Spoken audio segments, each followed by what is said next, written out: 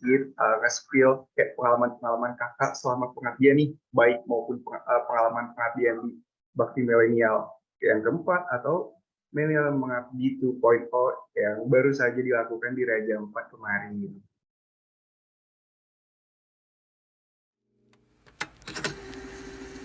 Assalamualaikum warahmatullahi wabarakatuh. Halo sobat kami semuanya, gimana kabarnya?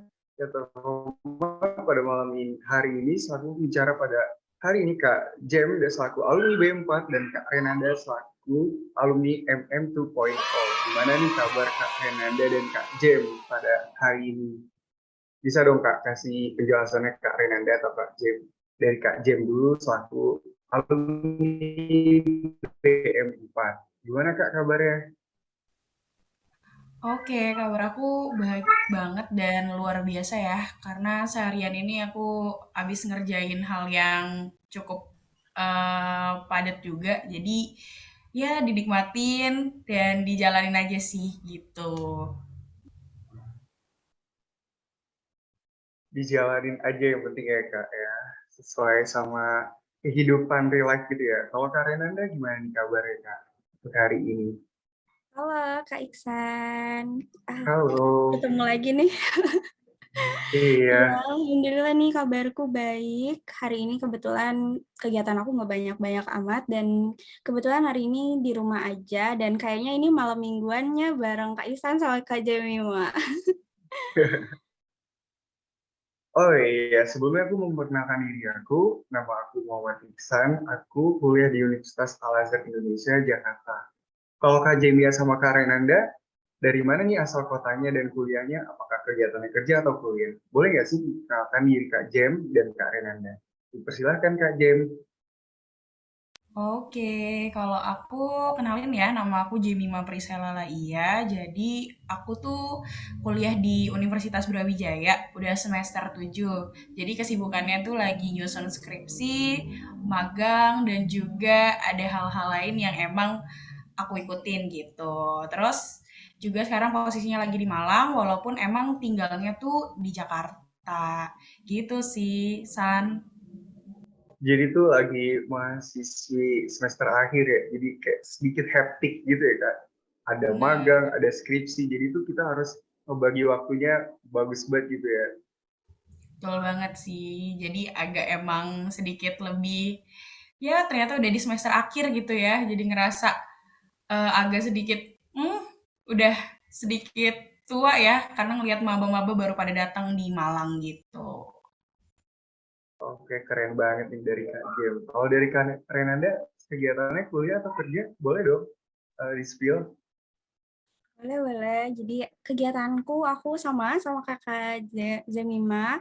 Aku mahasiswa semester 7 di Poltekkes Kemenkes Bandung, jurusan keperawatan. Dan sekarang kesibukannya aku sibuk kuliah sambil kerja juga, magang. Terus mungkin ya kesibukan-kesibukan kayak gitulah, mahasiswa semester akhir nyusun skripsi. Kayak gitu aja sih, Kak.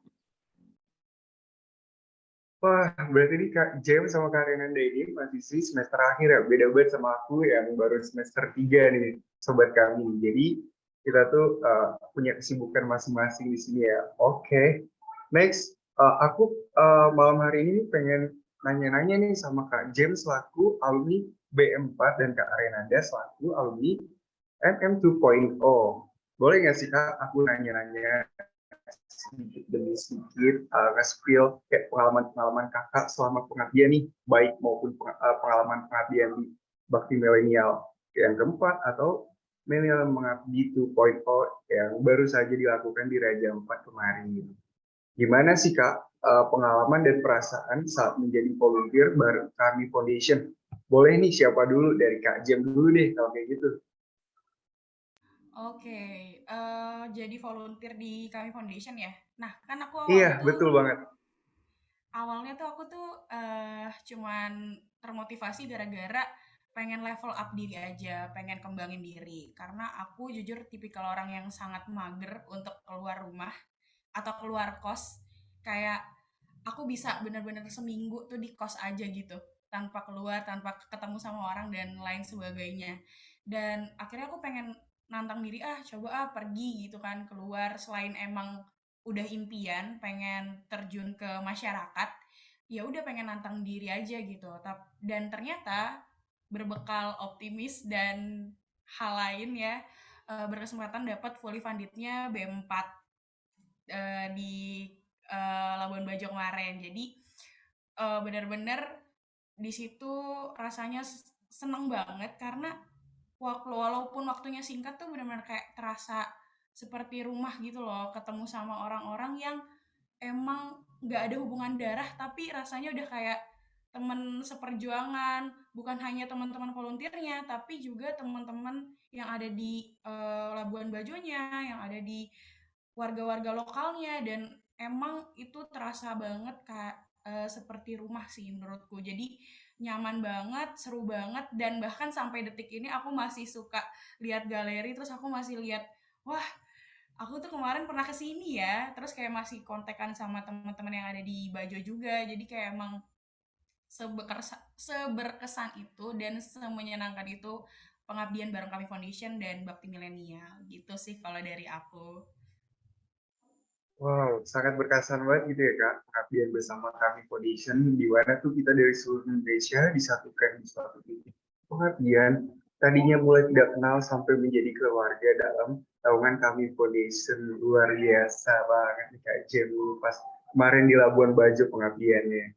Kalau dari Kak Renana gimana nih Kak, untuk pengalaman dan perasaannya saat menjadi volunteer bersama kami Foundation? Boleh dong Kak di-spill?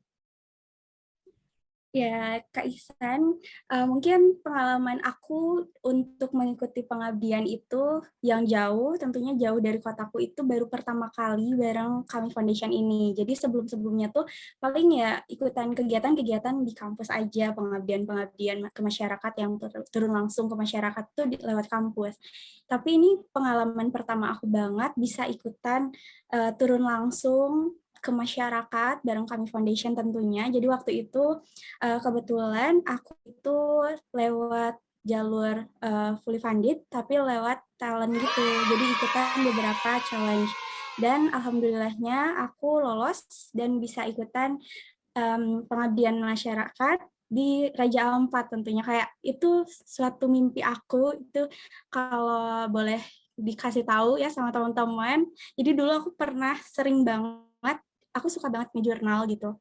Dan aku pasti nulisin goals aku gitu loh. Aku pengen keliling Indonesia, terus keliling dunia, dan salah satu goals aku tuh pengen ke Raja Ampat. Dan ternyata alhamdulillah banget dikabulin sama Allah buat ke Raja Ampat gratis, dan juga ke sana tuh bukan cuman main doang, tapi bisa bermanfaat buat orang banyak. Kayak kita tuh jadi tahu gimana kehidupan masyarakat di pesisir pantai, khususnya kehidupan masyarakat yang ada di wilayah 3T gitu. Dan kita nggak cuman tahu gimana kehidupannya itu lewat sosial media, berita, atau lain sebagainya, tapi kita bisa langsung ngerasain gimana euforianya, gimana kita bisa terjun langsung di daerah tersebut gitu. Dan yang paling bikin aku senang itu selain karena warganya benar-benar yang kayak berbaur banget nih sama kita para volunteer, terus kayak teman-temannya dapat juga pengalaman baru tuh seru banget. Terus kayak teman-temannya tuh bahkan sampai sekarang tuh aku ngerasa kayak punya temen yang sefrekuensi kayak keluarga, dan masih masih main sampai sekarang gitu. Jadi ini adalah pengalaman pertama aku yang tidak bisa dibayar pakai materi gitu loh. Kayak pengalamannya dapat, teman-temannya dapat, pokoknya seru abis deh. Wah, keren banget nih sobat kami nih. Kebetulan aku juga kemarin baru pertama kali pengabdian bersama kami Foundation, di mana aku juga diterima dari fully funded. Ya, kemarin minimal mengabdi 2.0. Bener nih kata Kak Renanda dan Kak Jem. Semuanya tuh menarik banget, namanya pengabdian. Di situ gak cuma mengabdi, tapi kita mengenal satu sama lain dengan masyarakat dan teman-teman para volunteer nih, teman-teman kami. Nah, lanjut nih. Selama pengabdian kan kita kan pasti kan ada dampak positif di dalam pengabdian masyarakat tersebut ya, Kak Renanda dan Kak Jen.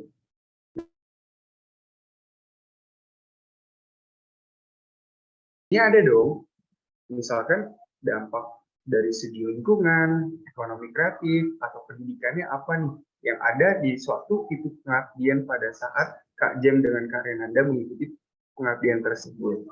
Boleh Kak Jem? Oke, kalau dari aku sendiri ini berarti dampak positif ke masyarakatnya ya, dan juga ke diri aku sendiri ya. Oke, pertama buat ke masyarakatnya. Jadi aku tuh di bidang PSDM ya teman-teman, di titik 4 namanya tuh Dusun Menjaga kalau di Labuan Bajo.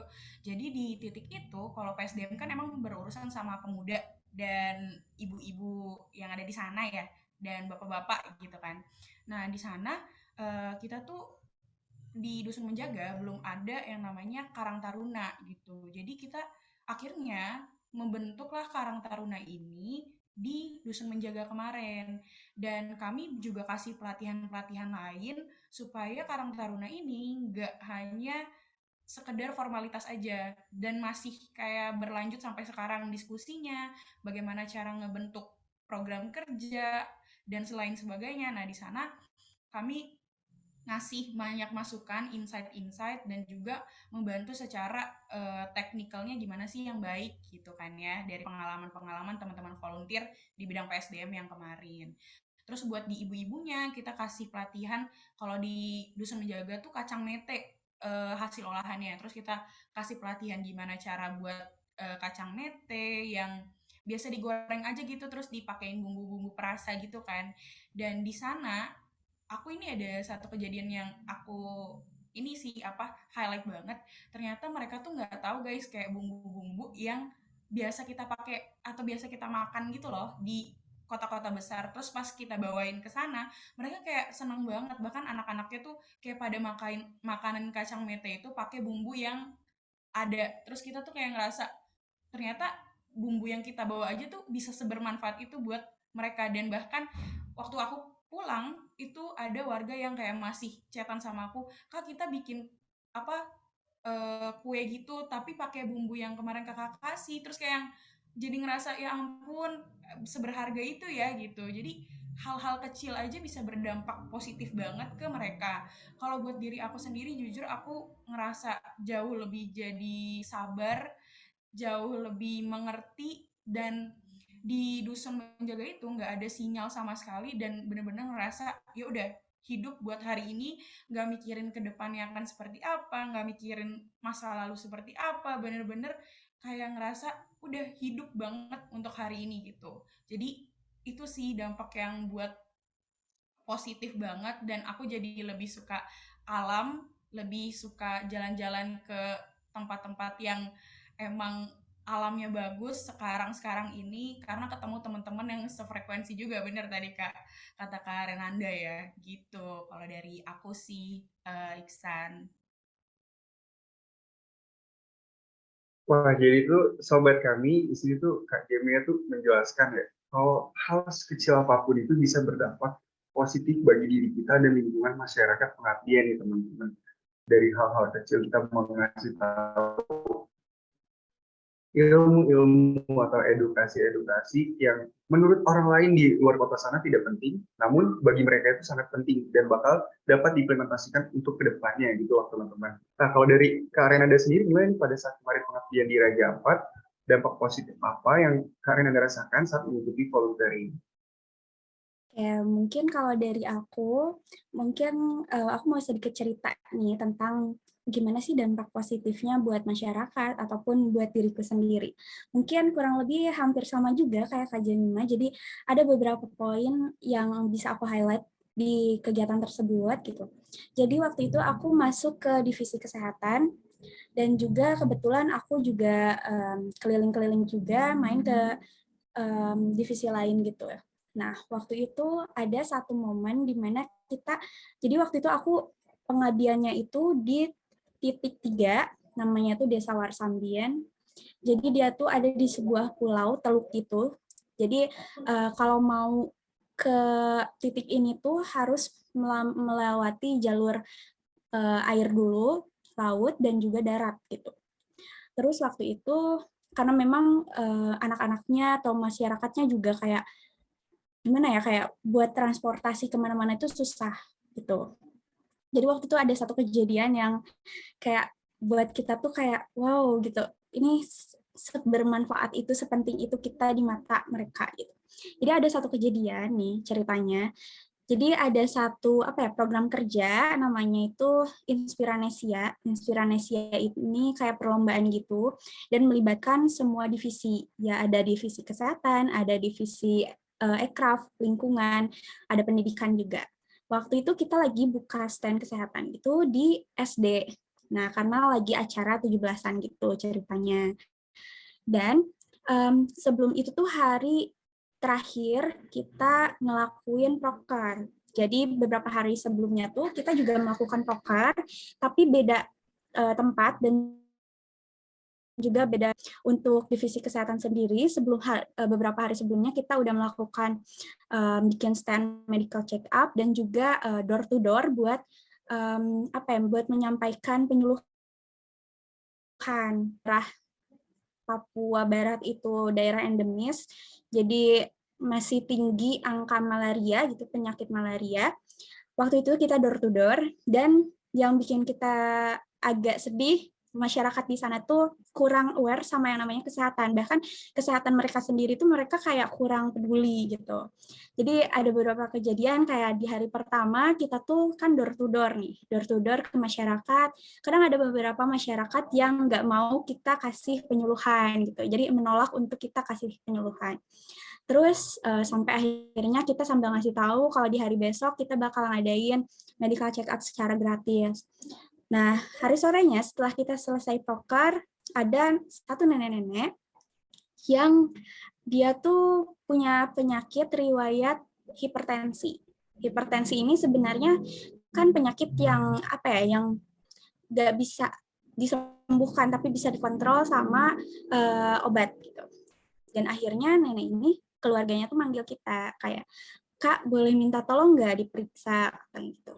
Akhirnya kita periksa ke sana dan ternyata tensinya tuh tinggi banget gitu. Terus akhirnya dikasih obat, diperiksa. Lalu aku tanya, ini kenapa nggak mau ke puskesmas? Padahal jarak puskesmas sama pemukiman warga itu lumayan dekat. Terus katanya, nggak mau, males katanya. Terus kayak, lagian, jadi di sana tuh masih percaya yang namanya, kesehatan itu bukan sama dokter gitu loh. Masih kepercayaan tentang yang kayak gitu-gitunya masih kuat. Udah, dan di hari besoknya pas kita melaksanakan yang tadi Inspiranesia, ada satu bapak-bapak yang keluarganya manggil kita lagi. Dan itu posisinya bapaknya tuh kalau bisa dibilang udah hampir kenapa-napa gitu ya. Dan akhirnya manggil kita gitu. Mereka nggak mau ke rumah sakit, mereka nggak mau ke puskesmas. Kita tanya, akhirnya pas kita tanya, mereka bilang, ya makasih ya, katanya udah peduli sama kita, udah mau ngasih tahu, udah telaten gitu, udah sabar ngasih taunya meskipun mungkin masyarakat di sini kurang percaya sama yang namanya dokter, perawat kayak gitu-gitu. Terus akhirnya di situ kayak wow, ternyata kita tuh seberdampak ini buat masyarakat. Meskipun yang awalnya mereka tuh kayak gak mau ke puskesmas yang jaraknya dekat aja mereka nggak mau gitu. Tapi kalau sama kita mereka bisa sepercaya itu. Padahal kalau bisa dibilang nih, kita tuh kayak masih mahasiswa juga gitu, belum yang profesi benerannya gitu. Terus banyak juga pengalamannya kayak sampai sekarang warga-warganya tuh masih ngontekin kita kayak gimana kabarnya, sehat, kapan-kapan main lagi ke sini, bahkan ke divisi-divisi lain kayak divisi lingkungan dan ekraf kayak Kak boleh dong kita nanti mau bikin kayak acara gini-gini, nanti tolong gini-giniin ya, kayak mereka tuh masih menganggap kita bagian dari mereka. Mungkin itu buat yang ke masyarakatnya, kalau buat diriku sendiri, karena aku pribadi yang mungkin gimana ya, kupu-kupu gitu ya, kuliah pulang biasanya. Jadi kayak, wow ternyata abis pengabdian tuh aku malah ketagihan mau ikutan lagi dan lagi gitu. Terus mau ikutan organisasi lainnya gitu. Bahkan sekarang aku ikutan magang di ABCD kayak gitu loh. Jadi kayak wah candu banget sih pengabdiannya. Seru banget gitu sih Kak dari aku. Wah, sobat kami, ternyata cerita dari Kak Jem dan Kak Renanda ini seru banget ya. Mulai dari dampak positif, cerita-cerita saat keseruan pada volunteer gitu kan. maupun dampak positif bagi masyarakat dan juga dalam diri kita. Itu bakal seru banget deh ikut pengabdian sama kami Foundation tuh. Nah, lanjut. Di sini tuh kayak pada saat pengabdian kan pasti kan dari Kak Jen sama Kak Renanda tuh ada hal-hal yang dimana ya nggak bakal bisa dilupain nih sama Kak Jen dan Kak Renanda nih sobat kami. Yuk kita tanya yuk kepada Kak Jen dan Kak Renanda, hal-hal apa yang nggak bisa sampai saat ini dilupain dari Kak Jem dan Kak Renanda pada saat pengabdian bersama kami Foundation. Boleh nih Kak Jem di-spill. Oke, kalau aku itu adalah ada 3 momen sih. Yang pertama momen ini menurutku emang eksternal, jadi nggak bisa kita kendaliin. Itu waktu pas lagi kapalku hampir karam, tapi bukan di tengah laut ya guys. Jadi waktu eh, pukul 3, pukul 3 sore itu kan emang kalau di laut itu udah surut ya, daratan itu udah agak surut. Jadi kalau kapal tuh nggak bisa bener-bener pas gitu di pinggir lautnya tuh nggak bisa. Jadi emang agak harus turun terus agak basah-basahan. Nah, di kapalku itu waktu pas mau pergi ke titik itu memang eh, turunnya tuh salah gitu. Masih di dusunnya, cuman turunnya salah. Yang lain pada di agak di sebelah sana. Kita akhirnya berhenti karena emang kapalnya tuh hampir mau karam gitu. Jadi cuma dua pilihan, harus berenang atau harus nunggu kapal lain. Akhirnya ada warga lokal yang nggak sama sekali nggak kenal sama kita gitu ya, tapi ngebantuin kita kayak bener-bener nolongin ngangkat koper. Dan FYI di kapalku itu cewek semua, jadi yang notabene agak riwah ya, tapi ya udah itu jadi kesan tersendiri sih, itu yang nggak bisa aku lupain, terus sama warga lokal yang bantuin.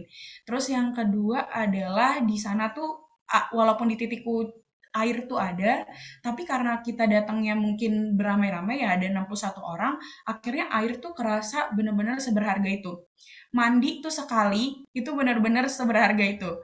Jadi kalau mau mandi 2 kali atau keramas itu tuh mikirin orang lain, pasti orang lain ada yang nggak mandi demi kita yang harus keramas dan harus mandi 2 kali. Jadi bener-bener rasa empatinya tuh diuji banget gitu. Akhirnya ya udah mandi seadanya, palingnya sikat gigi, cuci muka gitu kan ya. Dan balik-balik ke sini benar-benar menghargai air banget gitu loh.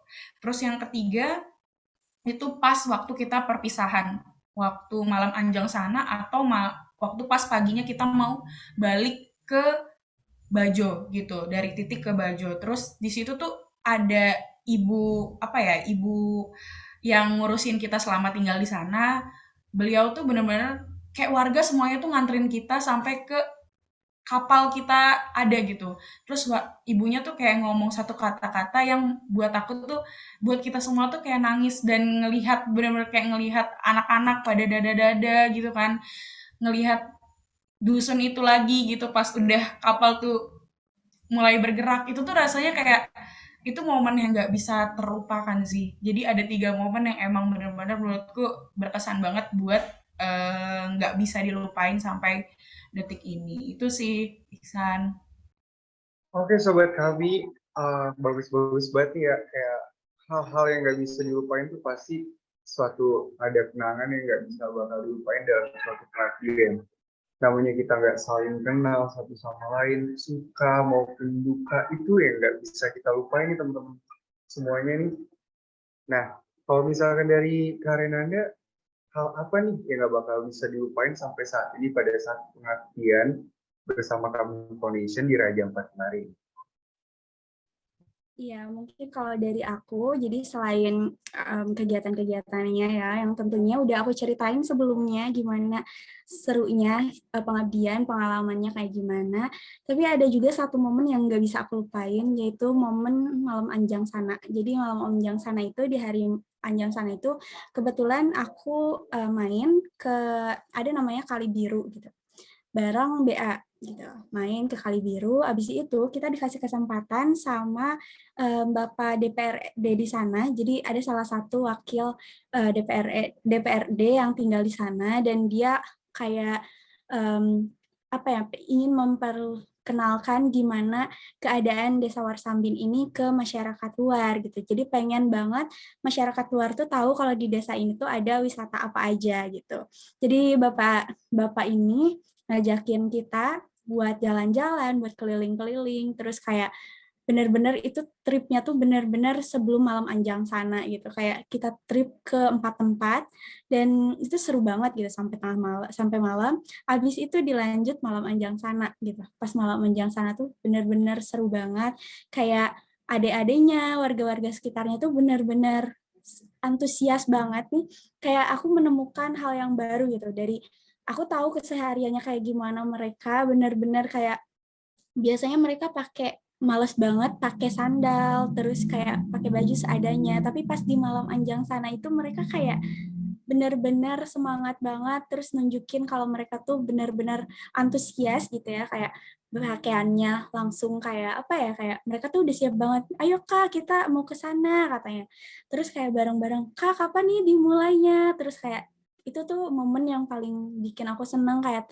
terharunya juga ada, kayak anak-anaknya, warga-warganya tuh sampai nangis gitu, kayak di malam itu tuh kayak mereka bilang, kak kapan-kapan main lagi ke sini, terus kak aku bakalan inget terus harus kayak gimana kalau misalkan bapak sakit, terus kayak kak nanti main-main lagi dan segala macam gitu. Selain itu, malam anjang sana kita di titikku itu sampai jam 5 subuh gitu.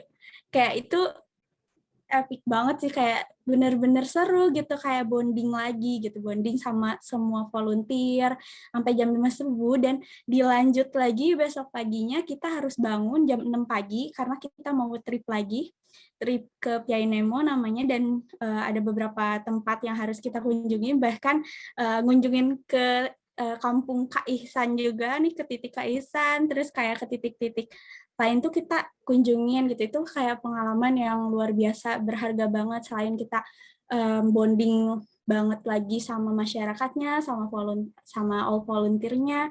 Terus pas pulangnya itu, pas kita sebelum pulang ke daerah masing-masing, kita kayak apa ya, kayak kumpul nih di satu tempat juga, kita masih bonding lagi sama teman-temannya tuh, jadi kayak kerasa banget pas mau pulang tuh kayak duh kok sedih gitu, sedih banget, selain karena pengalaman-pengalaman yang udah didapetin di tempat pengabdian, terus alhamdulillahnya dapet teman-teman yang benar-benar sportif, terus kekeluargaan banget, jadi kayak wah sedih banget. Jadi ini pertama kali aku ikutan pengabdian yang jauh dari kotaku, dan juga kayak kerasa banget gitu, udah pengalamannya tuh udah kerasa dan juga berbekas gitu loh, kayak ini pertama kali banget di hidup aku ketemu orang-orang yang keren abis kayak gitu sih kalau dari aku, Kaisan. Oh, luar biasa banget nih Sobat Kami. Aku juga terharu sama Kak Jem dan Kak Renanda. Hal-hal yang gak bakal bisa dilupain saat volunteering bersama kami Foundation. Terutama aku juga. Dimana tuh datang akan kembali, bertemu akan berpisah gitu kan. Bener kata Kak Jem dan Kak Renanda. Aku juga sedih pas aku ketemu sama teman-teman di sana dan ketemu sama masyarakat pengabdian tuh kayaknya senang banget.